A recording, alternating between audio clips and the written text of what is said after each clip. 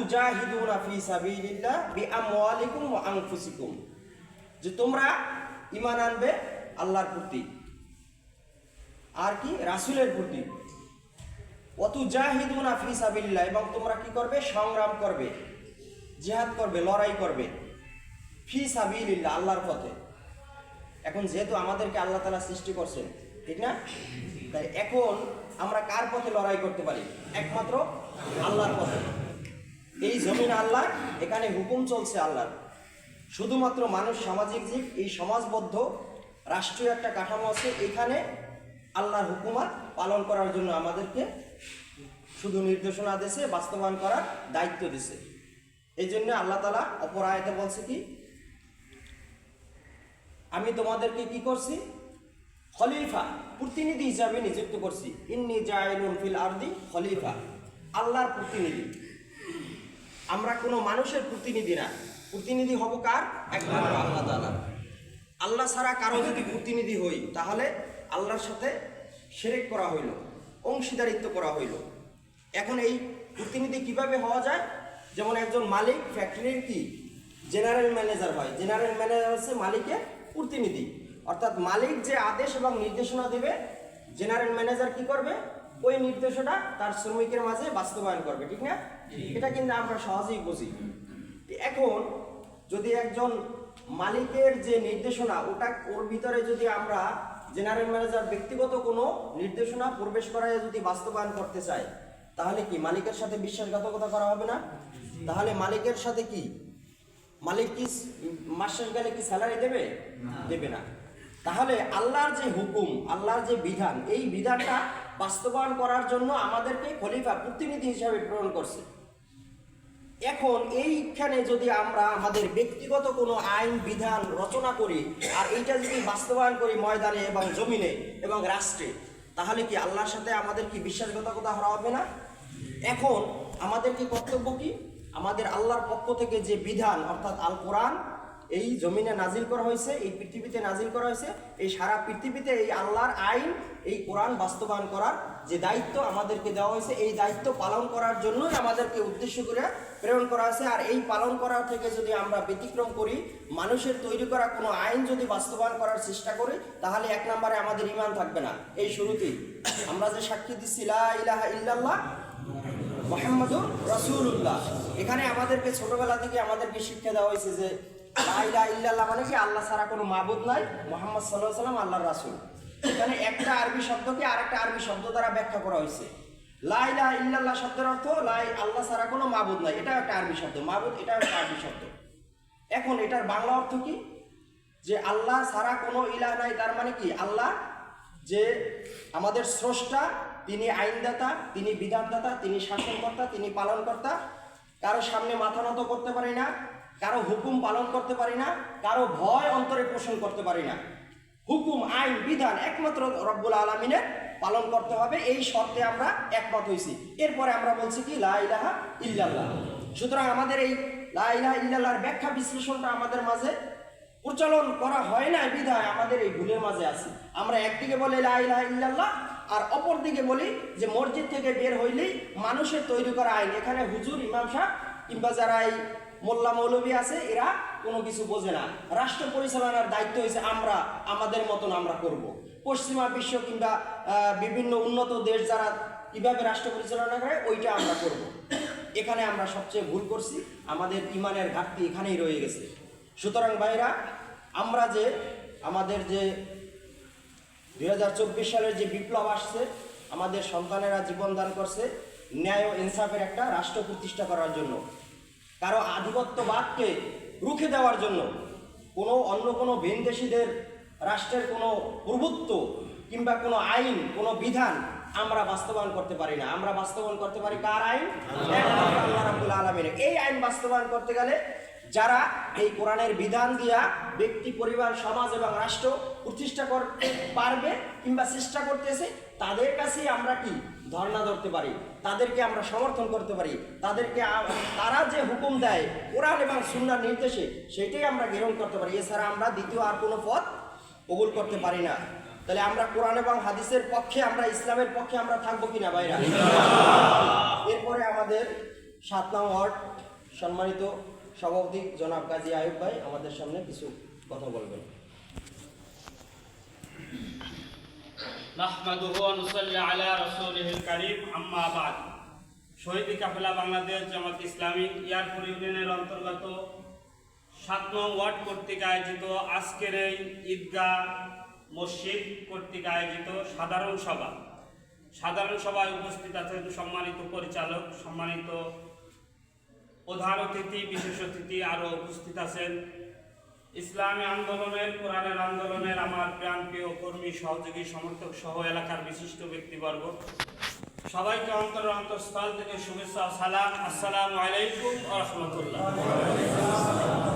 আল্লাহ তাআলা কোরআনের মধ্যে বলেন, মা ইয়াশফা শাফাআতান সাইয়্যাতান ইয়াকুল লাহু নাসিবুম মিনহা ওয়া মা ইয়াশফা শাফাআতান সাইয়্যাতান ইয়াকুল লাহু কিফলুম মিনহা ওয়া কানা আল্লাহু আলা কুল্লি শাইইন মুকিতা। আল্লাহ তাআলা এই আয়াতের মধ্যে বলেন, যে ব্যক্তি ভালো কাজের সুপারিশ করবে তার জন্য সওয়াবের কিছু অংশ রয়েছে, আর যে ব্যক্তি মন্দ কাজের সুপারিশ করবে তার জন্য তাতে গুনাহের অংশ রয়েছে, আর আল্লাহ সকল বিষয়ে অবগত, জানেন। এই আয়াতের মূল ব্যাখ্যা হলো, আপনি একজন ভোটার, আপনার ভোটের মাধ্যমে আপনি এমন একজন লোককে, ব্যক্তিকে ভোট দিলেন, আপনার ভোটের কারণে সে এমপি হয়ে গেল, মন্ত্রী হয়ে গেল, সে ভালো কাজ করলো, দিনের খেদমত করলো, দেশের খেদমত করলো, গরিব দুঃখীর খেদমত করলো, তাহলে আপনার ভোটের মাধ্যমে যে সে ভালো কাজ করার সুযোগ পেল, এর জন্য আপনি সওয়াবের কিছু অংশ পাবেন। এটাকে বলে সদকাতুল জারিয়া। পক্ষান্তরে আপনি একজন ভোটার, আপনার ভোটের মাধ্যমে এমন একজন লোককে ভোট দিলেন, সে এমপি হয়ে গেল, মন্ত্রী হয়ে গেল, হওয়ার কারণে দেশে চুরি বাটপারি যা যত রকম আছে সব পাপের কাছে সে করলো। আপনি যে ভোট দিলেন, এই ভোট দেওয়ার কারণে সে এমপি মন্ত্রী হয়ে অপকর্ম করার সুযোগ পেল, এর জন্য সে যত পাপ করবে এই পাপের অংশ আপনি পাবেন। এটাকে বলে গুনাহে জারিয়া। নন স্টপ ভাবে আপনার গুনাহ হতেই থাকবে। আল্লাহ রাব্বুল আলামিন অন্য আয়াতে বলেন, আল্লাযীনা ইম্মাক্কান্নাহুম ফিল আরদ আকামুস সালাতা ওয়া আতাউস যাকাতা ওয়া আমারু বিল মারুফ ওয়া নাহাউনা আনিল মুনকার। আল্লাহ তাআলা তাদেরকেই দেশের ক্ষমতা দিবেন যারা নাকি ক্ষমতা পাওয়ার পর 4টি কাজ রাষ্ট্রে বাস্তবায়ন করবে। 1 নম্বরে রাষ্ট্রীয়ভাবে সালাত প্রতিষ্ঠা করবে, 2 নম্বরে রাষ্ট্রীয়ভাবে যাকাত প্রতিষ্ঠা করবে, 3 নম্বরে রাষ্ট্রীয়ভাবে সৎ কাজের আদেশ দিবে, 4 নম্বরে রাষ্ট্রীয়ভাবে যত অপকর্ম আছে, খারাপ কাজ আছে, রাষ্ট্রীয় শক্তি দ্বারা সেটাকে কি করবে? বাধাগ্রস্ত করবে, বাধা দিবে। আল্লাহ রাব্বুল আলামিন অন্য এক আয়াতে বলেন, ইন্নাল্লাহা লা ইউগাইয়িরু মা বিকওমিন হাত্তা লা ইউগাইয়িরু মা বিআনফুসিহিম। নিশ্চয়ই আল্লাহ তাআলা ওই জাতির ভাগ্য ততক্ষণ পর্যন্ত পরিবর্তন করেন না যে জাতি তার ভাগ্য পরিবর্তনের জন্য নিজেরা চেষ্টা না করে। সম্মানিত উপস্থিতি, বাংলাদেশ জামাত ইসলামী ন্যায় ও ইনসাফ প্রতিষ্ঠার জন্য নন স্টপ ভাবে অনাবিল তারা চেষ্টা করে যাচ্ছে ন্যায় ও ইনসাফের বাংলাদেশ প্রতিষ্ঠা করার জন্য। এই চেষ্টার সাথে আপনারা একমত আছেন তো? ইনশাআল্লাহ। আমরা আল্লাহর হুকুম মানি নামাজের সময় কিভাবে নামাজ পড়তে হয়, রাসূল সাল্লাল্লাহু আলাইহি ওয়াসাল্লাম যেভাবে নামাজ পড়ছেন আমাদেরকে সেভাবে নামাজ পড়তে হয়। রাসূল সাল্লাল্লাহু আলাইহি ওয়াসাল্লাম যেভাবে রোজা রেখেছেন আমাদেরকে সেভাবেই রোজা রাখতে হয়। রাসূল সাল্লাল্লাহু আলাইহি ওয়াসাল্লাম যেভাবে হজ করেছেন সেভাবেই আমাদেরকে হজ করতে হয়। কিন্তু রাসূল সাল্লাল্লাহু আলাইহি ওয়াসাল্লাম যেভাবে রাষ্ট্র পরিচালনা করছেন ওইভাবে আমাদের রাষ্ট্র পরিচালনা করতে হয় না, নাকি? কি বলেন? আমরা সব জায়গায় কি করি? নামাজের সময় রাসূল সাল্লাল্লাহু আলাইহি ওয়াসাল্লাম যেভাবে নামাজ পড়ছে আমাদের সেইভাবে নামাজ পড়বো, আর যেভাবে রোজা রাখছে সেভাবে রোজা রাখবো। কিন্তু যেভাবে রাষ্ট্র পরিচালনা করছে ওইভাবে রাষ্ট্র পরিচালনা করবো না, নাকি? আমাদেরকে রাসূল সাল্লাল্লাহু আলাইহি ওয়াসাল্লাম যেভাবে রাষ্ট্র পরিচালনা করছে, আমরা যেভাবে রোজা রাখি, যেভাবে হজ করি, যেভাবে নামাজ করি, ওইভাবে রাসূল সাল্লাল্লাহু আলাইহি ওয়াসাল্লাম যেভাবে রাষ্ট্র পরিচালনা করছেন ওইভাবেই আমাদেরকে রাষ্ট্র পরিচালনা করতে হবে ইনশাআল্লাহ। আমরা আগামী নির্বাচনে, এটা হচ্ছে আমাদেরকে ন্যায় ও ইনসাফের একটি জিহাদ। এই ভোট, এটা একটা ভোট না, এটা একটা ব্যালট পেপারের যুদ্ধ, এটা একটা ভোটের যুদ্ধ। এই যুদ্ধে আমাদেরকে বিজয় অর্জন করতে হবে ইনশাআল্লাহ। আমরা আল্লাহ ছাড়া কারো কাছে মাথা নত করব না। আমরা আল্লাহ ছাড়া কারো কাছে মাথা নত করব না। আমরা ভয় পাবো কার? আল্লাহ। একমাত্র আল্লাহর ভয় পাবো। এই জন্য কোনো রক্তচক্ষুকে আমরা ভয় পাবো না, আমরা কোনো দলকে আমরা ভয় পাবো না, আমরা ভয় পাবো একমাত্র আল্লাহকে। এই জন্য সমস্ত ভয় ভীতি অপেক্ষা করে আমরা নির্বাচনে সাহসী ভূমিকা রেখে আমরা বিজয়ের ফল ইনশাআল্লাহ ঘরে আনবো ইনশাআল্লাহ। সবাইকে ধন্যবাদ এবং মুবারকবাদ জানিয়ে শেষ করছি। আসসালামু আলাইকুম ওয়া রাহমাতুল্লাহ। জি আলহামদুলিল্লাহ, এ পর্যায়ে সংক্ষিপ্ত বক্তব্য নিয়ে আসছেন আমাদের শ্রমিক কল্যাণ ফেডারেশন 7 নং ওয়ার্ডের সম্মানিত সভাপতি জনাব নাজমুল হাসান ভাই।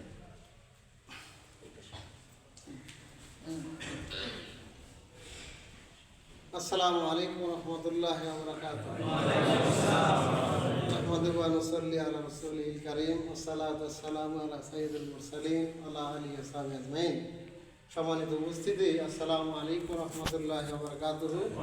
মহান মালিকের দরবারে অসংখ্য লাখ কোটি শুকরগুজার। পবিত্র শুক্রবার দিন সালাতুল জুমা আদায় করার পর আল্লাহর জমিনে শ্রেষ্ঠ বিধান কোরআনুল কারীমকে প্রতিষ্ঠার অংশ হিসেবে আল্লাহ সুবহানাহু ওয়া তাআলা তার বাছাই করা কিছু বান্দাদেরকে তিনি মজলিসে মসজিদ মোবারকে বসার তৌফিক নসিব করেছেন।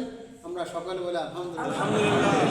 কাফেলা বাংলাদেশ জামাত ইসলামী ইয়ারপুরি নোয়ার 7 নম্বর ওয়ার্ড কর্তৃক আয়োজিত আজকে সাধারণ সভা উপস্থিত আছেন সম্মানিত প্রধান মেহমান, বিশেষ মেহমান এবং আমার অন্তরের অন্তঃস্থলের একমাত্র মুমিন মুসলমান ভাইরা। আমার আগামী দিনের নির্বাচন একটা রক্তক্ষয়ী যুদ্ধের নির্বাচন। স্বাধীনতার 54 বছর পরে আল্লাহ পাক রব্বুল আলামিন আমাদের হাতে একটা সুযোগ এনে দিয়েছেন। যদি আমরা এই সুযোগকে ব্যাহত করি, নষ্ট করি, হয়তো আবার আগামী 30 বছর আমাদেরকে কষ্ট, যন্ত্রণা, লাঘব ভোগ করতে হবে। লাইন সাকারাতুম লা আজিদান্নাকুম ওয়া লাইন কাফারাতুম ইন্না আযাবি লাশাদীদ। আল্লাহ পাক রব্বুল আলামিন বলেছেন, বান্দারা যখন আমার নিয়ামত পাও তখন নিয়ামতের শুকরিয়া আদায় করো। যদি শুকরিয়া আদায় না করো তোমাদের নিয়ামতকে কেড়ে নেওয়া হবে এবং তোমাদেরকে যন্ত্রণাদায়ক আযাব দেওয়া হবে। এই যে সুস্থতা, শারীরিক, চাকরি বাকরি, ব্যবসা বাণিজ্য, সকল কিছু আল্লাহর নিয়ামত। আল্লাহ কথা বলার সুযোগ দিয়েছেন, সেটাও আল্লাহর নিয়ামত।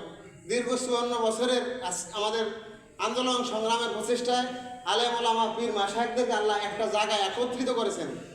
আমরা আশা করি আগামী দিনের যে নির্বাচন, ইনসাফ ভিত্তিক একটা সমাজ বিনির্মাণের লক্ষ্যে আমরা দীর্ঘদিন বাংলাদেশ জামাত ইসলামী এই জমিনে ছাড় দিয়ে আমরা কাজ করে যাচ্ছি। ইতিমধ্যে আপনারা খেয়াল করছেন 300 আসনের মধ্যে হয়তো আশা করি আমরা 110টি আসন বা তার 5টি আরও 15টি বেশি হতে পারে আমরা ছাড় দিয়ে নিজেদের মতো করে ওই ভাইদেরকে আমাদের ভাই মনে করে আমরা লড়াই এবং সংগ্রাম চালিয়ে যাচ্ছি। সর্বশেষ আপনাদেরকে একটা সুখবর দেই যে ভাইদেরকে আমরা অন্যান্য দলেদেরকে ছাড় দিয়েছি, তাদের যদি পয়সা করি না থাকে সেটাও আমরা মিনিমাইজ করার চেষ্টা করব দিনের স্বার্থে, আল্লাহ রসুলের স্বার্থে, ন্যায় এবং একটা ইনসাফ ভিত্তিক সমাজ প্রতিষ্ঠার জন্য। এজন্য আমি আপনাদেরকে আমার জায়গা থেকে অনুরোধ করব, আসুন আমরা আপনাদের সকলের জায়গা থেকে প্রত্যেকের জায়গা থেকে আমাদের দায়িত্বটা পালন করার চেষ্টা করি। আল্লাহ যে সুযোগ দিয়েছেন সেই সুযোগ আমরা কাজে লাগানোর চেষ্টা করি। সম্মানিত উপস্থিতি, একটা মুরগির দাম 1500 টাকা, কিন্তু অত্যন্ত দুর্ভাগ্যের বিষয় আমাদের দারিদ্র বা হতদরিদ্রতার কারণে নির্বাচন সময় আসলে আমরা 50, 100, 200 টাকা বিনিময় বিক্রি হয়ে যায়। তা আমি কি একটা মুরগির চেয়ে নিচে নেমে গেলাম ভাই? আমি আজকে শপথ নেই, এই মুরগির দাম যেহেতু 1500 টাকা, আমার দাম যেন 500, 100, 200 টাকায় কোনো ক্রমেই যেন বিক্রি না হয়। আমি যেন উর্দে আশরাফুল মাখলুকাত সৃষ্টির সেরা আল্লাহ রব্বুল আলামিন তার দায়িত্ব এবং খেলাফতের যে দায়িত্ব আমার কাঁধে দিলেন, এই কাঁধে নিয়ে যেন আমি আমার আগামী দিনের লড়াই সংগ্রাম চালিয়ে দিতে পারি।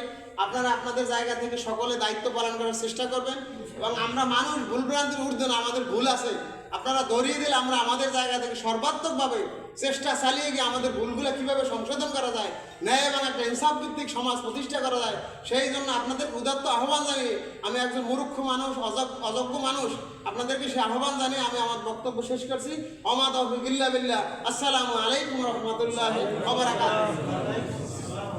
জি আলহামদুলিল্লাহ, এই পর্যায়ে আপনাদের সম্মুখে সংক্ষিপ্ত আলোচনা নিয়ে আসছেন আমাদের 7 নং ওয়ার্ডের জামাত মনোনীত মেম্বার পদপ্রার্থী আমাদের সম্মানিত প্রিয় ভাই জনাব ইয়াজুল হোসেন। নাহমাদুহু ওয়া নাসাল্লি আলা রাসূলিহিল কারীম, আম্মা বাদ। শহীদি কাফেলা বাংলাদেশ জামাত ইসলাম কর্তৃক ইয়ারপুর ইউনিয়নের 7 নং ওয়ার্ডের বাগানবাড়ি ইউনিট কর্তৃক আয়োজিত আজকের এই সুধী সমাবেশে উপস্থিত আছেন ইয়ারপুর ইউনিয়নের সম্মানিত আমির আব্দুর রৌফ, উপস্থিত আছেন বাংলাদেশ জামাত ইসলামের দায়িত্বশীল ভাইরা ও আমার প্রাণপ্রিয় এলাকাবাসী। আসসালামু আলাইকুম ওয়া রাহমাতুল্লাহি ওয়া বারাকাতুহু। আপনারা সবাই কেমন আছেন? আল্লাহ তাআলা পবিত্র কোরআন মাজিদে বলেছেন, "আন আকিমুদ্দিন", তোমরা আমার জমিনে আমার আইনকে বাস্তবায়ন করো। যেহেতু বাংলাদেশ নামক এই ভূখণ্ডটি মহান আল্লাহ তাআলার, এই জন্য আমরা সর্বপ্রথম আল্লাহ তাআলা যেভাবে আমাদেরকে নামাজ ফরজ করেছেন, রোজা ফরজ করেছেন, হজ ফরজ করেছেন, আল্লাহর জমিনে আল্লাহর দ্বীনকেও ফরজ করেছেন। এই জন্য সর্বপ্রথম আমরা আল্লাহর দ্বীনকে এই জমিনে কায়েম করবো ইনশাআল্লাহ। আপনারা জানেন আমাদের যুবক ভাইরা 2024 সালে যে জীবন দিয়েছেন একটি ইনসাফ ভিত্তিক একটি রাষ্ট্র গঠন করার জন্য, কিন্তু আমরা দেখতে পাচ্ছি সেই পূর্বের ন্যায় একটি দল এই পূর্বের ন্যায় চাঁদাবাজি,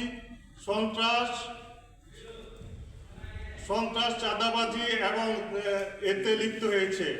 আর এই জন্যই কি আমাদের যুবক ভাইয়েরা জীবন দিয়েছিলেন? সুতরাং আমরা যেন আমাদের ভাইদের রক্তের সাথে বেইমানি না করি এবং আমাদের ভাইদের রক্তের যেন বদলা নিতে পারি, এই জন্য এই বাংলাদেশে আমরা ন্যায় ও ইনসাফ ভিত্তিক একটি রাষ্ট্র গঠন করব। এই জন্য ব্যক্তিগত, সামাজিক, পারিবারিক ও রাষ্ট্রীয়ভাবে আল্লাহর জমিনে আল্লাহর আইন বাস্তবায়ন এবং হযরত মুহাম্মদ সাল্লাল্লাহু আলাইহি সাল্লামের আদর্শকে আমরা এই দুনিয়ায় বাস্তবায়ন করব ইনশাআল্লাহ। তাই আপনাদেরকে উদাত্ত আহ্বান জানাচ্ছি, আগামী নির্বাচনে বাংলাদেশ জামাত ইসলামের ন্যায় ও ইনসাফের মার্কা দাঁড়িপাল্লা মার্কায় ভোট দিয়ে আমরা সবাই সহযোগিতা করবো ইনশাআল্লাহ। এই বলে আমার সংক্ষিপ্ত বক্তব্য শেষ করছি। সবাইকে ধন্যবাদ জানাচ্ছি। আসসালামু আলাইকুম ওয়া রাহমাতুল্লাহি ওয়া বারাকাতুহু।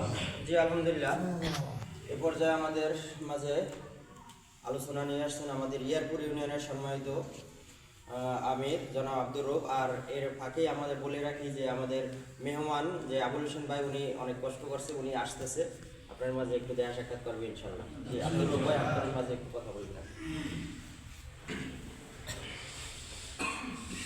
আসসালামু আলাইকুম ওয়া রাহমাতুল্লাহি ওয়া বারাকাতুহু। আলহামদুলিল্লাহ ওয়াসসালাতু ওয়াসসালামু আলা সাইয়্যিদিনা মুরসালিন ওয়া আলা আলিহি ওয়া সাহবিহি আজমাইন। আম্মা বা'দ, আউযু বিল্লাহি মিনাশ শাইতানির রাজীম। বিসমিল্লাহির রাহমানির রাহিম। ওয়া নুরিদু আন নামুন্না আলাল লাযিনা ইসতুযিফুল আরদ ওয়া নাজআলাহুম আ'iম্মাতান ওয়া নাজআলাহুম ওয়ারিসিন। وقال رسول الله صلى الله عليه وسلم يسروا ولا تعسروا بشروا ولا تنفروا صدق العظيم وصدق رسوله الكريم। শহীদি কাফেলা বাংলাদেশ জামাত ইসলামী ইয়ারপুর ইউনিয়ন 7 নং ওয়ার্ড কর্তৃক আয়োজিত আজকের এই সুধী সমাবেশের সম্মানিত সভাপতি, বাংলাদেশ জামাত ইসলামী ইয়ারপুরের কর্মসূরা সদস্য, 7 নং ওয়ার্ডের সংগ্রামী সভাপতি হাফেজ মাওলানা গাজী আনসারী ভাই, উপস্থিত আছেন অত্র ওয়ার্ডের সম্মানিত সেক্রেটারি, অত্র অনুষ্ঠানের পরিচালক মাওলানা সগির আহমেদ ভাই, উপস্থিত আছেন আমাদের এই 7 নং ওয়ার্ডের কৃতি সন্তান, একান্ত আমাদের প্রিয় ভাই, বিশিষ্ট সমাজসেবক, বিশিষ্ট শিক্ষানুরাগী, বাংলাদেশ জামাত ইসলাম মনোনীত 7 নং ওয়ার্ডের মেম্বার পদপ্রার্থী, আমাদের প্রিয় ভাই, আপনাদের প্রিয় মানুষ ইয়াদুল হোসেন ভাই সহ অত্র এলাকার বিভিন্ন পর্যায়ের কর্মী, রোকন এবং আমার প্রাণপ্রিয় ইসলাম প্রিয় এলাকাবাসী সকলের প্রতি আবার আমার সংগ্রামী সালাম। আসসালামু আলাইকুম ওয়া রাহমাতুল্লাহি ওয়া বারাকাতুহু। শুকরাত কালাম পেশ করছি মহান মুনিবের দরবারে, সবাই বলে আলহামদুলিল্লাহ।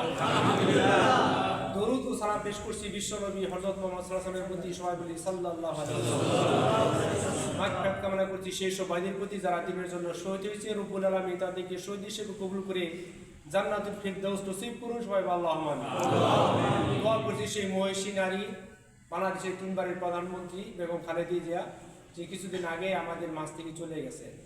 শুধু বাংলাদেশ নয়, পৃথিবীর ইতিহাসে উনি একজন সফল প্রধানমন্ত্রী হিসেবে আছেন। রব্বুল আলামিন ওনার ভালো কাজগুলো কবুল করুন এবং ওনাকে জান্নাতুল আমিন। সমস্ত উপস্থিতি, আমরা অত্যন্ত একটা ঘনিষ্ঠ সময় এখানে উপস্থিত হয়েছি। ওকে নিকটবর্তী আমাদের একটি নির্বাচন হতে যাচ্ছে। আমরা অবগত আছি, দীর্ঘ প্রায় 15 বছর দেশের নির্বাচনের নামে প্রহসন হয়ে গেছে। আমরা সেই নির্বাচনকে এই বছর আমরা আশা রাখছি, যদি কোনো আল্লাহ তাআলা কোনো আসল বিপদ না দেন, একটি সুষ্ঠু নির্বাচন হবে ইনশাআল্লাহ। সেই নির্বাচনে আমরা মতামত পেশ করতে পারবো ইনশাআল্লাহ। সেই মতামতটা কি? সেই মতামতটা একটা দেশ একটা 2 ভাগে বিভক্ত হয়েছে, একটা সত্যের পক্ষে, একটা সত্যের বিপক্ষে। আমরা সত্যের পক্ষে থাকার জন্য চেষ্টা করবো ইনশাআল্লাহ। আমরা কোনো প্রার্থীকে মেনশন করবো না, আমরা কোনো দলকে মেনশন করবো না। যদি আমরা দলের লোক, আমরা জামাত ইসলামের লোক, এখানে অনেক সরকারের লোক ভাই আছে, এখানে অন্য অন্য দলের লোক থাকতে পারে, আমাদের কোনো আপত্তি নেই। শুধু আমাদের আবার একটা থাকবে, আদিত্যবাদী যে প্রতিষ্ঠা গড়ে উঠছে, যে বৈষম্যবাদী একটা প্রতিষ্ঠা আমাদের দেশে গড়ে উঠছে, আমরা এর কথা ইনশাআল্লাহ। আমরা চাই না এই দেশ আর শোষিত হোক। 54 বছর বয়সে এই দেশ নামমাত্র স্বাধীনতা হয়েছে। এই দেশ একটা বেড়াগোড়ার মধ্যে ছিল। ইন্ডিয়া, বিশেষ করে ইন্ডিয়ার একটা হাতের কবজার একটা কত রাষ্ট্র পরিণত ছিল। আমরা সেই দিকেই আসতে চাই না ভাই? এর জন্য আমাদের কি করতে হবে? সে যেই থাক, এই ভারত বিমুখী যারা হবে তাদের আমরা পক্ষে থাকতে হবে। যদি আমরা না থাকতে পারি, এই যে সুযোগ আসছে, এই সুযোগ আবার আমার এমন হতে পারে আবার 14 বছর পার হতে রাখতে পারে। এই কারণে বাংলাদেশ জামাতের আহ্বান জানাচ্ছি, আপনাদের ডাক দিচ্ছে, ঐক্যের ডাক দিচ্ছে। সেই ঐক্যের ডাক অনেক সারা দিচ্ছে আলহামদুলিল্লাহ। এই পর্যন্ত যতগুলা ঘটনা ঘটছে সবই আল্লাহর রহমত, আল্লাহর মেহেরবানি। এখন আমাদের পজিটিভ আছে, আমরা আশা করি এই পজিটিভ আর নেগেটিভ হবে না। আপনাদের মাঝে অনেক কথা হয়ে গেছে অলরেডি। আমাদের আজকের প্রধান মেহমান আমাদের আবুল হোসেন বীর ভাই এসে গেছেন। আর এই টাইমটা আসলে তো কথা বলারও না, খাওয়ার একটা সময়, অনেক ক্ষুধা লাগছে, কথা বাড়াবো না ভাই, আসলে আমি ছেড়ে দিই। শুধু আমি একটু কথা আপনার জানাই দিচ্ছি। হযরত ঈসা আলাইহিস সালাম, মুসা আলাইহিস সালাম ফেরাউনকে দাওয়াত দিতে গেছেন কিনা? ফেরাউন তার দাওয়াত কবুল না করে তাকে কি করছে? হত্যার জন্য দাওয়া করছেন কিনা? ইতিহাস আমরা জানি, সব কিছু স্মরণ করে দিচ্ছি। দাওয়া খেয়ে মুসা আলাইহিস সালাম দৌড়াচ্ছেন তার জনগণ নিয়ে, জনবল নিয়ে। কোথায় যাচ্ছেন? কোনো উদ্দেশ্য নাই, যেদিকে চোখ যায় সেদিকে যাচ্ছে আল্লাহর নির্দেশে। গিয়ে উপনীত হয়েছে ফুরাত নদীর তীরে উপনীত হয়েছে, নীল নদে। রব্বুল আলামিন তো দেখতেছে সবকিছু।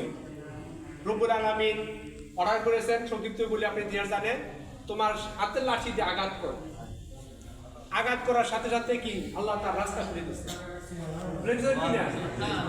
উনি কান বিলম্ব না করে সেই রাস্তা দিয়ে এই যে নদীর কুমারে চলে গেছে, নীল পার হয়ে গেছে। আর ফেরাউন তার দলবল নিয়ে দেখছে রাস্তা আছে, সুন্দর রাস্তা, সেই পথে কি রওনা দিচ্ছে।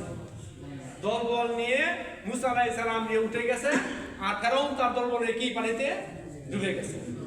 আমার বক্তব্য এই ইতিহাসের জন্য এই সংকেত এখান থেকে আমাদের মাঝে আমাদের প্রধান মেহমান হতেছেন আমাদের ইউনিয়নের এই ছাত্র পক্ষ থেকে ধন্যবাদ মোবারক জানাচ্ছি। নারায়ে তাকবীর, মেহমানের আগমন, শুকরিয়া।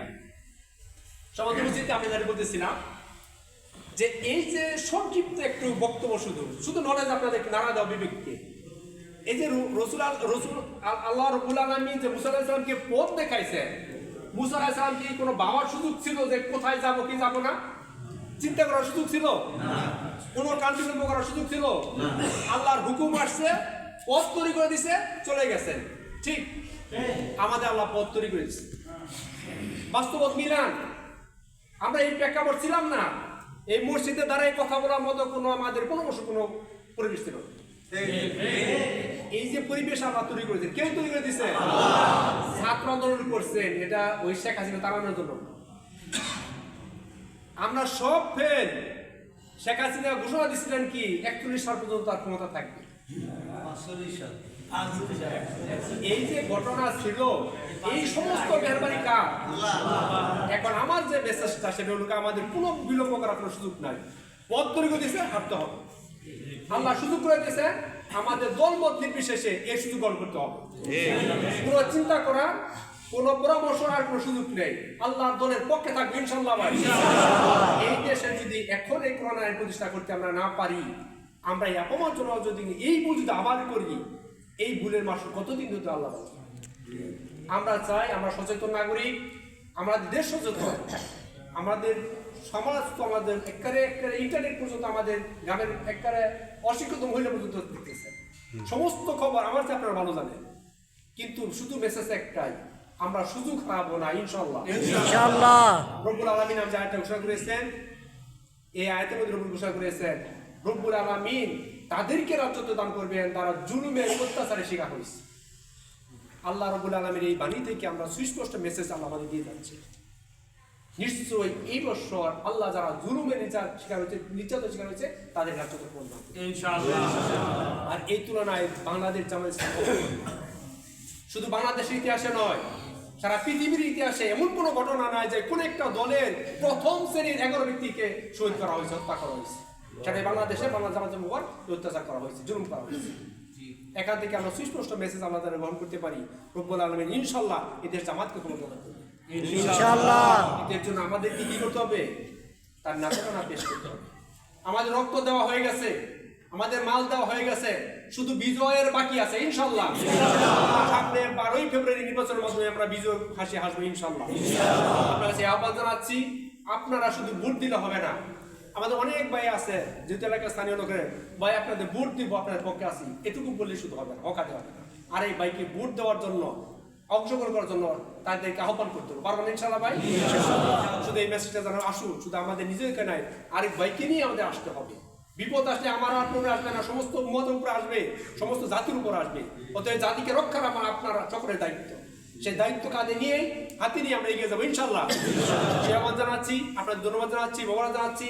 সামনে সকলকে ঐক্যবদ্ধভাবে ইসলামের পক্ষে থাকার জন্য আহ্বান জানিয়ে আমার সংক্ষিপ্ত বক্তব্য শেষ করছি। ওয়াকে দোয়ানা আলহামদুলিল্লাহ আলামিন। আসসালামু আলাইকুম ওয়া রাহমাতুল্লাহি ওয়া বারাকাতুহু। জি আলহামদুলিল্লাহ, অনেক সময়ের কাঙ্ক্ষিত সেই আমাদের মেহমান আজকের আশুলিয়া থানার সম্মানিত সেক্রেটারি এবং ইয়ারপুর ইউনিয়নের জামাত মনোনীত চেয়ারম্যান পদপ্রার্থী জনাব আবুল হোসেন মীর। এর বাড়ি হয়েছে জামগড়া, অবশ্য চেনেন অনেকেই।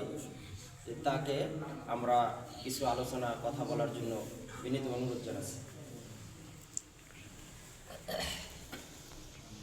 أعوذ بالله من الشيطان الرجيم بسم الله الرحمن الرحيم الحمد لله رب العالمين والصلاة والسلام على رسوله الكريم শহীদি কাফেলা বাংলাদেশ জামাত ইসলামী কর্তৃক আয়োজিত আজকের বাদ জুমা অত্র এলাকার গণ্যমান্য সকল ব্যক্তিদেরকে নিয়ে আজকের যে প্রোগ্রাম, এই প্রোগ্রামে উপস্থিত আছেন বাংলাদেশ জামাত ইসলামী ইয়ারপুর ইউনিয়নের সম্মানিত আমির, আমার অত্যন্ত প্রিয় ভাই আব্দুর রউফ ভাই। উপস্থিত আছেন 7 নং ওয়ার্ডের বিভিন্ন পর্যায়ে দায়িত্বশীল বৃন্দ, অত্র এলাকার গণ্যমান্য ব্যক্তিবর্গ, সবাইকে আমার সালাম। আসসালামু আলাইকুম। আসলে বাদ জুমা অনেক সময় পার হয়ে গেছে অলরেডি, তাই না? আলোচনা শুনেছেন, ক্ষুধা লাগছে না খুব? এই ক্ষুধার মধ্যে কথা বললে ভালো লাগবে। ভাই তো মোটামুটি আলহামদুলিল্লাহ কথা বলেছেন। সম্মানিত প্রিয় ভাইয়েরা, আসলে আমরা যে কথাগুলো বলি এগুলো আপনাদের হৃদয়ের ভিতরেও অনেক সময় ঢেউ তোলে, তাই না? হয়তোবা আমরা দাঁড়িয়ে বক্তব্য দিয়ে বলি, কিন্তু আমাদের হৃদয়ের ভিতর থেকেই কথাগুলো জাগে যার যার অবস্থান থেকে। যে আল্লাহ রাব্বুল আলামিন আমাদেরকে সৃষ্টি করেছেন, এমনি এমনি তো আর সৃষ্টি করে দেন নাই, তাই না? আমাদের কিছু দায়িত্ব দিয়েছেন এবং সেই দায়িত্বগুলো আমরা কতটুকু পালন করছি বা করা উচিত, সমস্ত প্রশ্নগুলি আমাদের হৃদয়ের ভিতরে জাগে। আসলে আমরা তো আল্লাহর পক্ষ থেকে কি খেলাফতের দায়িত্ব পালন করার জন্য আসছি না? খলিফা হিসেবে এসেছি, পুরো মানব জাতিকে সঠিক পথে রাখার দায়িত্ব নিয়ে এসেছি, তাই না? এবং এটাই হচ্ছে আমাদের দাসত্ব। আল্লাহ বলছেন, আমা খালাকতুল জিন্না ওয়াল ইনসা ইল্লা লিয়াবুদুন, আমি এই দাসত্ব করার জন্যই জিন এবং মানুষকে সৃষ্টি করেছি, এই গোলামি করার জন্য। গোলামিটা কি? কুনতুম খায়রা উম্মাতিন উখরিজাত লিন-নাস, তোমাদেরকে খায়রা উম্মত হিসেবে, শ্রেষ্ঠ উম্মত হিসেবে এই জন্যই সৃষ্টি করা হয়েছে যে তোমাদের সামনে যত মানুষ আসে সকল মানুষের তোমরা কল্যাণ করবে। কিভাবে কল্যাণটা করবা? তা'মুরুনা বিল মা'রুফ ওয়া তানহাউনা আনিল মুনকার। এই যে মানুষগুলো তোমার সামনে আছে, পৃথিবীতে আমি পাঠাইছি, তোমার সামনেই যে মানুষগুলো আছে, সমগ্র মানুষগুলোকে তোমরা সৎ পথের আদেশ দিবা, সত্য পথে অবিচল রাখবা এবং অন্যায় পথ থেকে কি বিরত রাখবা। এই দায়িত্বটা পালনের মধ্য দিয়ে তোমরা দাসত্বটা করবা। কিন্তু সম্মানিত প্রিয় ভাইয়েরা, আমরা যদি শুধু নিজের চিন্তা করি, নিজে বেহেশতে যাই আর অন্য ভাইয়ের বেহেশতের চিন্তা না করি, আমি যদি নিজের পরিবারের কথা চিন্তা করি কিন্তু অন্য পরিবার, অন্য সমাজ, আমার যে সমাজ আছে, আমার যে রাষ্ট্র আছে, তাহলে এগুলোর চিন্তা আমাকে করার দায়িত্ব দিয়েই কিন্তু পৃথিবীতে পাঠানো হয়েছে, তাই না? এবং পৃথিবীটা যদি ভালো থাকে, রাষ্ট্রটা যদি ভালো থাকে, সমাজটা যদি ভালো থাকে, আমার পরিবারটা ভালো থাকবে। আর পরিবারটা যদি ভালো থাকে তাহলে একাধারে সব কিছু যখন ভালো থাকবে, আমিও পৃথিবীতে ভালো থাকবো এবং আল্লাহর কাছে গিয়েও ভালো পাবো। কি বলেন? কিন্তু আমরা বড়ই স্বার্থপর, শুধু নিজেকে নিয়ে ভাবি। এই যে নিজের ভাবনাটার কারণে না আমার নিজের জন্য কিছু করা হচ্ছে, না আমার পরিবার ভালো হচ্ছে, না আমার সমাজ ভালো হচ্ছে, না আমার রাষ্ট্র ভালো হচ্ছে। একমাত্র প্রবলেমটা হচ্ছে আমার নিজের স্বার্থপরতা। এইখান থেকেই টোটাল সকল সেক্টরটাই মন্দ হয়ে যাচ্ছে। কিন্তু কথা ছিল কি, আল্লাহ রাসূল বলছেন, মান রাআ মিনকুম মুনকারান ফালিয়ুগাইয়িরহু বিয়াদিহি। যদি তোমরা সমাজে অন্যায়, অবিচার, জুলুম, রাহাজানি, চাঁদাবাজি, সন্ত্রাস, ব্যভিচার এগুলো দেখো, সেগুলো তোমার ক্ষমতার প্রয়োগের মধ্য দিয়ে তুমি তার পরিবর্তন করে দাও। কে বলছেন? আল্লাহ রাসূল বলছেন। আমরা কি সেই কাজটা করি? সমাজে চারদিকে যখন তাকাই, সব দিকে দেখি কি অন্যায়, অবিচার, জুলুম, রাহাজানি সবকিছুতে ভরে গেছে। আর আমি একা একা মসজিদের কোনায় অথবা আমার বাড়ির ভেতরে গিয়ে আমি ভালো থাকার চেষ্টা করি। কিন্তু দায়িত্ব তো এটা ছিল না আমাদের। এরকম দায়িত্ব দিয়েছেন আল্লাহ? আল্লাহ রাসূল বলছেন, ইন্নান নাসা ইযা রাআউল মুনকার। যদি তোমরা তোমাদের মতন এই ভালো কিছু মানুষ যারা দাবি করো, নামাজ পড়ো, রোজা রাখো, সব কিছু করো, এই মানুষেরা যখন দেখবা যে সমাজে মুনকার কাজ হচ্ছে, মুনকার কাজ মানে কি? খারাপ যত কাজ আছে সব তো মুনকার কাজ, তাই না? এই কাজগুলো হচ্ছে, কিন্তু লা ইউগাইয়িরুনাহু আও শাকা, অথচ তোমরা তার পরিবর্তন, পরিমার্জন এবং সংশোধন করার জন্য চেষ্টা করলে না। আইয়াউম্মাহুমুল্লাহু বিইকাবিহি, তাহলে জেনে রাখো আল্লাহর পক্ষ থেকে ইকাব নামক শাস্তির দ্বারা তোমাদেরকে পাকড়াও করা হবে। কে বলছেন? আল্লাহ রাসূল বলছেন। তাহলে মুসলমানরা আমরা যার জায়গায় কিছু ইমানদার মানুষ আছি, আমরা নামাজ, রোজা, হজ, যাকাত এগুলো করি, কিন্তু আমার পরিবার, আমার সমাজ, আমার রাষ্ট্র, মানুষগুলোকে নিরাপদ করার জন্য, তাদেরকে সৎ পথে রাখার জন্য অসৎ পথ থেকে ফিরিয়ে রাখার দায়িত্বটা আমরা নিই না। ফলশ্রুতিতে মুসলমানদের দুর্দশা, এই যে দুর্দশাটা, এটাই হচ্ছে ইকাব। আল্লাহর পক্ষ থেকে গজব আসছে আমাদের উপর। যেই মুসলমানরা পুরো পৃথিবীর অর্ধ পৃথিবী শাসন করেছে, ইজ্জতের সাথে সারা বিশ্বকে নেতৃত্ব দিয়েছে, সেই মুসলমানরা আজকে তাদের নেতৃত্ব থেকে দূরে ছিটকে পড়েছে। এটা কি অপমানের না? এটা কি লাঞ্ছনার না? আজকে ফিলিস্তিনের দিকে তাকায় দেখেন, রোহিঙ্গা মুসলমানদের দিকে তাকায় দেখেন, চীনের উইগর মুসলমানদের দিকে তাকায় দেখেন, দেখবেন নিজেদের কাছে লজ্জাবোধ করে যে মুসলমানদের এত সম্পদ আল্লাহ দিলেন, সেই সম্পদগুলোকে কাজে লাগায়া সঠিক রুলটা প্লে না করার কারণে আমরা ইকাব নামক শাস্তির দ্বারা নিজেরা পাকড়াও হয়েই আছি বলে। তারপরও আমরা ভাবি আমরা জান্নাতে যাব, আমরা আল্লাহর কাছে গিয়ে জান্নাতুল ফেরদৌস আশা করি, তাই না? আশা করতেই পারি, কিন্তু দায়িত্বটা তো পালন করতে হবে। সেই দায়িত্বটা পালন কি? যে সমগ্র মানবতার কল্যাণ করার মধ্য দিয়ে আমার নিজের কল্যাণ, আমার পরিবার, আমার সমাজ, আমার রাষ্ট্রের কল্যাণ করবো। কিন্তু আজকে দুঃখজনক হলেও সত্য, গুটি কয়েক আমরা যারা ইমানদার আমাদেরকে দাবি করি, তারাও সেই দায়িত্বটা না নিয়ে শুধু নিজের জন্য চিন্তা করে, নিজের পেরেশানি করে, নিজের সব কিছু করে যাচ্ছে। কিন্তু আমার পাশে অন্যায় হচ্ছে, অবিচার হচ্ছে, জুলুম হচ্ছে, রাহাজানি হচ্ছে, চাঁদাবাজি হচ্ছে কিনা ভাই? মানুষ আজ অতিষ্ঠ হয়ে গেছে, নিয়ে কেউ নিরাপদ না, স্বাধীনভাবে কেউ কথা বলতে পারে না, কিন্তু আমি বেহেশত তালাশ করছি। কিন্তু আল্লাহ রাসূল বলেন কি জানেন? মা মিন রাজুলিন ইয়াকুনু ফি কওমিন, তোমাদের সমাজে যদি একজন ব্যক্তিও থাকে, ইয়ামালু ফীহিম বিল মাআসি, যে ব্যক্তিটা অন্যায়, অবিচার, জুলুম, রাহাজানি এরকম খারাপ কাজগুলো করে সমাজে বেড়ায়, ইয়াকদিরুনা আলা আইয়ুগাইয়িরু আলাইহি, অথচ তোমার ক্ষমতা ছিল তার পরিবর্তন করার, ফালা ইউগাইয়িরু, কিন্তু তার প্রতিবিধান করলা না, পরিবর্তন করলা না, তাকে থামাই দিলা না, ইল্লা আসাবাহুমুল্লাহু বিআযাবিন মিন ক্বাবলি ইয়ামুতু, জেনে রাখো এই নীরবতার কারণে, এই অপরাধের কারণে তোমরা পারতে একত্রিত হয়ে এমন একটা সমাজ ব্যবস্থা তৈরি করতে যে তাকে থামায় দেওয়ার ক্ষমতা তোমাদের অর্জন করার সুযোগ ছিল, কিন্তু করো না। এই জন্য এই অপরাধের কারণে ইল্লা আসাবাহুমুল্লাহু বিআযাবিন মিন ক্বাবলি ইয়ামুতু, মৃত্যুর পূর্বে তোমাদেরকে অবশ্যই শাস্তির দ্বারা আক্রান্ত করা হবে।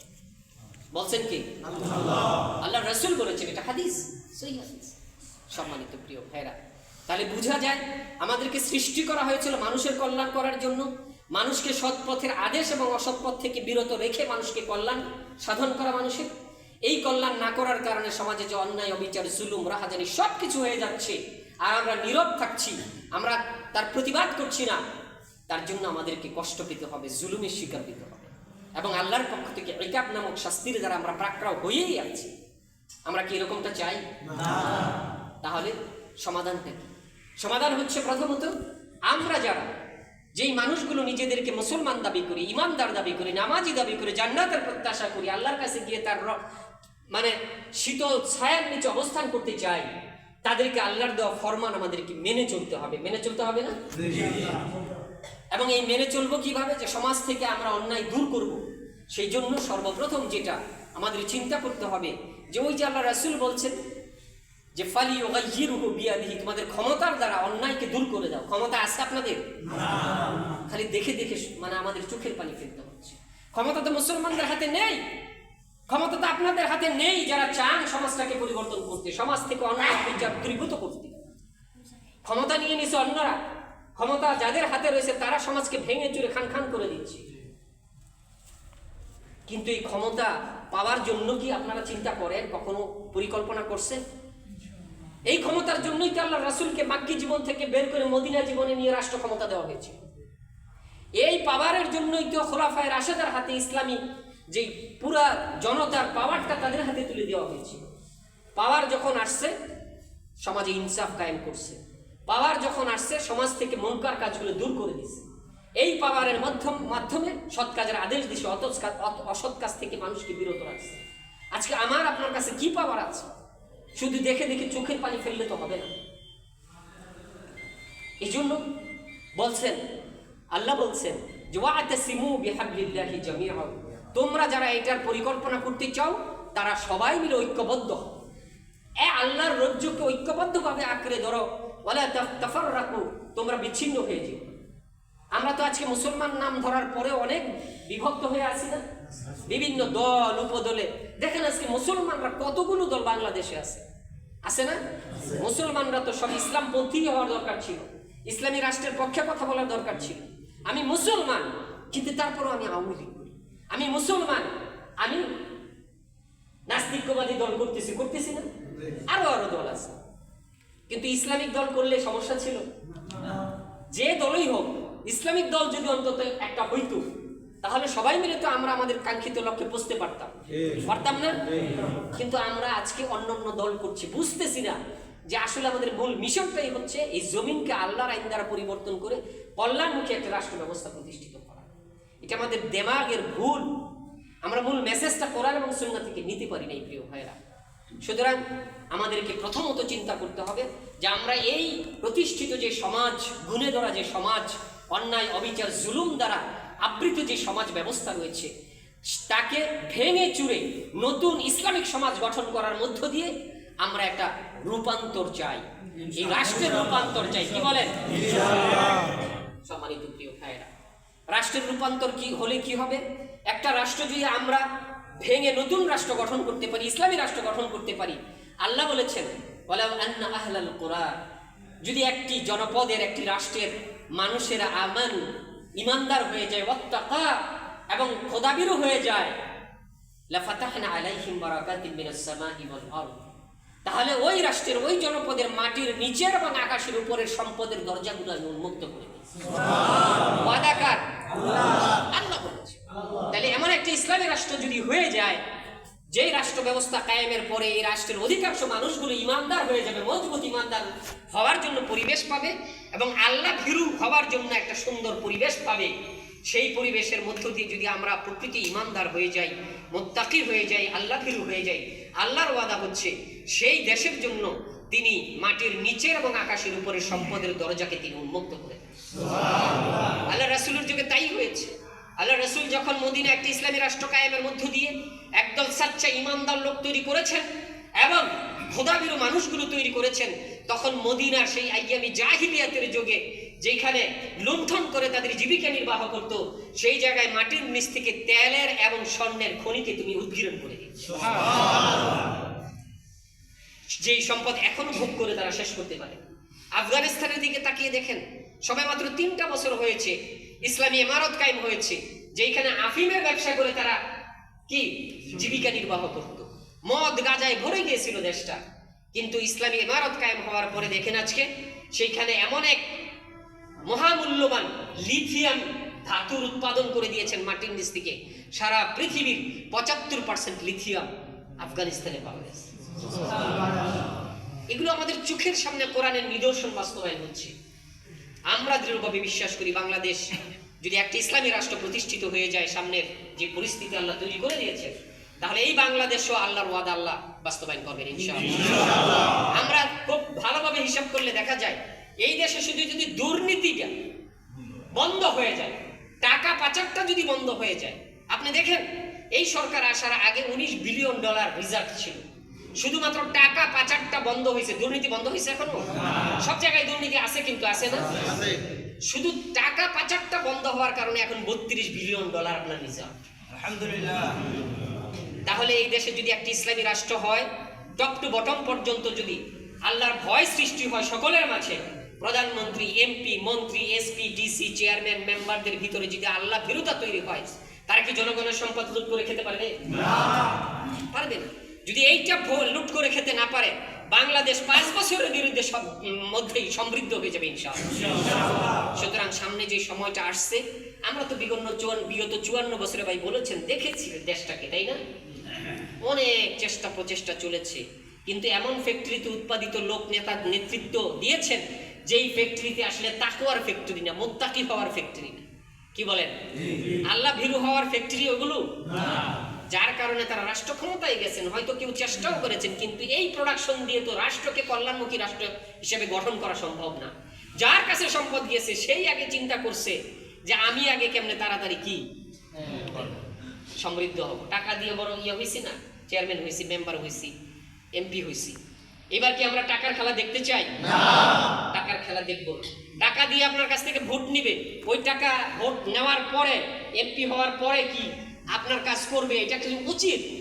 উচিত কি? টাকা দিয়ে এমপি হয়েছেন, এখন এমপি আপনার আমার কাজ করবে, এটা তো উচিত না।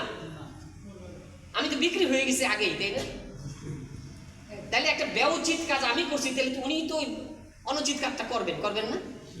সুতরাং এবার আমরা সিদ্ধান্ত নিতে চাই, আল্লাহ যে আমাদেরকে সুযোগ তৈরি করে দিয়েছেন, টাকার কাছে আমাদের বিবেক বিক্রি করব না, আমাদের আমানত বিক্রি পারবো তো ইনশাআল্লাহ। সম্মানিত প্রিয় ভাই, দেখছি প্রায় 55 বছর রানিং দেশটা চলছে। এবার আমরা নতুন কিছু দেখতে চাই। ইসলামপন্থীদেরকে এবার ক্ষমতায় নিয়ে আমরা দেশের রূপান্তর ঘটায় একটা ইসলামিক জনকল্যাণমুখী রাষ্ট্র প্রতিষ্ঠিত করার মধ্য দিয়ে এদেশের 18 কোটি মানুষের ভাগ্যের পরিবর্তন আমরা করতে চাই। আমরা ক্ষমতায় যেতে চাই না, আমরা সেবক হওয়ার জন্য সিদ্ধান্ত গ্রহণ করেছি। এই জাতির রাখাল হওয়ার জন্য আমরা সিদ্ধান্ত গ্রহণ করেছি। সুতরাং সম্মানিত প্রিয় ভাইরা, সামনের যে নির্বাচন, জামাত ইসলামীর সহ যে সকল ইসলামপন্থী দলগুলি যারাই আমাদের এই প্ল্যাটফর্মে আসবে, আমরা জামাত ইসলামীকে শুধু না, সকল ইসলামপন্থী দলেরা যারা এই রাষ্ট্রটাকে ইসলামী রাষ্ট্র করতে চায়, সবাইকে আমরা সাপোর্ট দেব ইনশাআল্লাহ। সবাই ঐক্যবদ্ধভাবে আমরা কাজ করবো ইনশাআল্লাহ। এখানে যদি জামাতের নমিনেশন হয়, জামাতের পক্ষে সকল দল মিলা কাজ করব। যদি চরমনায় হয়, আমরা সবাই চরমনের পক্ষে কাজ করব ইনশাআল্লাহ। কি বলেন, পারবো না ইনশাআল্লাহ? নাকি ভেদাভেদ করবো যে জামাত ইসলামী এতদিন করছি, এখন চরমনায় আসছে আমরা ভোট চাইবো না? এরকম হবে না, এরকম হবে না তো ইনশাআল্লাহ। আমরা আমাদের পক্ষে যেই ব্যক্তি দ্বারা ইসলামী রাষ্ট্রের জন্য, কল্যাণমুখী রাষ্ট্র প্রতিষ্ঠিত হওয়ার জন্য আমরা তাকে নির্বাচনে ভোট দেব ইনশাআল্লাহ। আমরা দৃঢ়ভাবে বিশ্বাস করি এখানে দাঁড়িপাল্লায় আমরা থাকবো ইনশাআল্লাহ। দাঁড়িপাল্লার পক্ষে কাজ করবো তো ইনশাআল্লাহ। আলহামদুলিল্লাহ। সম্মানিত প্রিয় ভাইরা, আমি আর কথা দীর্ঘায়িত করতে চাই না। আল্লাহ রাব্বুল আলামিন আমাদেরকে যে সুযোগ তৈরি করে দিয়েছেন, ময়দানটা উন্মুক্ত করে দিয়েছেন, ভাই বলছেন এই অবস্থায় আল্লাহ বলতেছেন ইনফিরু খিফাফা ওয়াসসাকালা, তোমাদের যতটুকু যোগ্যতা আছে হালকা অথবা ভারী সবকিছু নিয়ে এই জমিনকে চাষ করার জন্য, কল্যাণমুখী রাষ্ট্রে পরিণত করার জন্য ময়দানে এগিয়ে যাও। ইল্লা তানফিরু, যদি না বের হও, আমি এত সুন্দর পরিবেশ তৈরি করে দিছি, বিগত 16-17টা বছর এরকম পরিবেশ ছিল না। তোমরা ঘর থেকে বের হয়ে কথা বলার মতো পরিবেশ পরিস্থিতি ছিল না, সেই জায়গায় আমি তো সুন্দর পরিবেশ তৈরি করে দিয়েছি। যদি তারপরেও তোমরা কাজ না করো, আমার কাঙ্ক্ষিত রাষ্ট্র বননের জন্য চেষ্টা না করো, তাহলে ইউআযিবুকুম আযাবান আলীম, তোমাদেরকে কঠিন শাস্তির দ্বারা পাকড়াও করা হবে। আমরা কি এটা চাই? বলছেন কি? কিভাবে করবেন? ওয়াস্তাবদিল কওমান গায়রাকুম, তোমাদের অবহেলার কারণে, তোমাদের পরিশ্রমহীনতার কারণে, তোমাদের অলসতার কারণে, তোমাদের চোখের সামনে আরেকটা দলকে আমি ক্ষমতায় বসাই। আরেকটা দল ক্ষমতায় যাওয়ার জন্য রেডি আছে তো? তাহলে আমরা যদি কাজ না করি, তাহলে ওই দল ক্ষমতায় আসবে, এটাই তো স্বাভাবিক নিয়ম। তো ওনারা আসলে পরিস্থিতি কি হবে বুঝতে পারেন তো? ওই যে আল্লাহ বলছেন ওয়াইউআযিবুকুম আযাবান আলীম, কঠিন শাস্তির দ্বারা পাকড়াও করা হবে। শাস্তি দেওয়ার জন্য আপনি অবহেলা করবেন, আরেক দল রেডি আছে। অপরাধ কি? আল্লাহর জমিনে আল্লাহর খেলাফত কায়েমের জন্য আপনি আর আমি চেষ্টা করলাম না, এই অপরাধ। সম্মানিত প্রিয় ভাইরা, আসুন আল্লাহর এই ঘোষণার পরিপ্রেক্ষিতে আমরা যেন সবাই আল্লাহর জমিনে আল্লাহর দ্বীন কায়েমের জন্য চেষ্টা করি, সাধনা করি, দ্বীনের পক্ষে থাকি, সেই প্রত্যাশা ব্যক্ত করি আমার কথা শেষ করছি। আসসালামু আলাইকুম। জি আলহামদুলিল্লাহ, আমাদের প্রোগ্রামের শেষ। এখন আমরা আমাদের প্রধান মেহমানের কথা শুনে কি খুশি হয়েছি না? ইনশাআল্লাহ। কোরআন এবং হাদিসের সোয়ায়, কোরআন এবং হাদিসের সোয়ায় আমাদের বাংলাদেশ জামাত ইসলামী এই কোরআন এবং হাদিসের ছাত্র হিসাবে সোয়ার মাধ্যমে এরকম এক একটা হীরের টুকরা পয়দা করতেছি। আলহামদুলিল্লাহ। এরকম যদি আমরা চেয়ারম্যান, মেম্বার, ইউনিয়ন, তারপরে পৌরসভা, তারপরে এমপি, যদি আমরা মন্ত্রণালয়ে যদি এইরকম এই প্রোটেকশনগুলো যদি পৌঁছাইতে পারি, তাহলে অবশ্যই একটা ইনসাফের একটা রাষ্ট্র গঠন করা সম্ভব। পারবো না ইনশাআল্লাহ? তো আমরা আমাদের এই প্রোগ্রামের শেষে আমাদের সংক্ষিপ্ত দোয়া মোনাজাতের মাধ্যমে শেষ করবেন আমাদের 7 নং ওয়ার্ডের সভাপতি গাজী আয়ুব ভাই। সংক্ষিপ্ত দোয়া শেষ করবেন।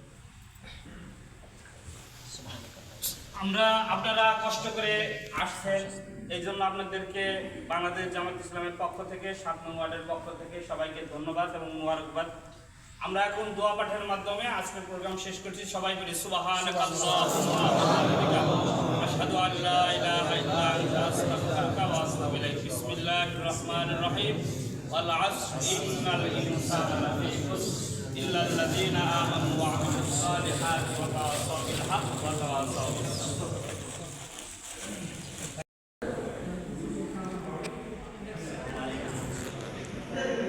আসসালামু আলাইকুম রহমতুল্লাহ। এই মুহূর্তে আমাদের প্রোগ্রাম সমাপ্ত ঘোষণা।